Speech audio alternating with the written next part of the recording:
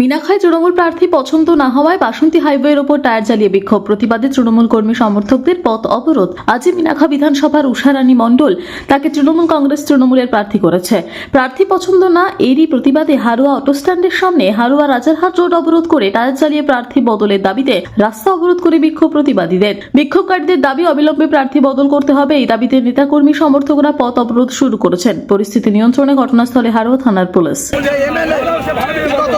উষারানী মণ্ডল ওনার উপরে বিভিন্ন রকম দুর্নীতি থাকা সত্ত্বেও আমরা বিভিন্ন দপ্তরে আমরা সমস্ত প্রশাসনিক লেভেলে যারা পঞ্চায়েত প্রধান, উপপ্রধান, পঞ্চায়েত সমিতির সমস্ত কর্মাধ্যক্ষ, পঞ্চায়েতের সদস্যরা, শাখা সংগঠনের সভাপতিরা, আমরা ওদেরকে আমরা মিনাখায় আমরা উষারানীকে আমরা চাইনি।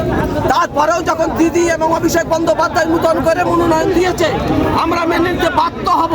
কিন্তু আজকে নূতন করে ঘোষণা দেওয়ার সঙ্গে সঙ্গে আমাদের তৃণমূল কংগ্রেসের একনিষ্ঠ কর্মী হারান মোল্লা এবং মহিপার ভাইকে বিধারক মেরে হসপিটাল করে দিয়েছে। কিন্তু এই প্রার্থী আমরা যতক্ষণ না উইথড্র করবে ততক্ষণ আমরা মানবো না। আমরা রাস্তায় থাকবো, একটা ভোট আমরা তখন আমরা গণ ইস্তফা দিতে বাধ্য হবো। আমরা পঞ্চায়েত সমিতির পঞ্চায়েত সদস্যরা যত আছি 96টা পঞ্চায়েত সদস্য, 12টা পঞ্চায়েত সমিতির মেম্বার এবং উপপ্রধান, শাখা সংগঠন সব আমার সব ইস্তফা দেবো। এই প্রার্থী উইথড্র করতেই হবে। এই প্রার্থী আপনার নাম কি? আমার নাম সলেমান মোল্লা, আমি পঞ্চায়েত সমিতির প্রতিনিধি।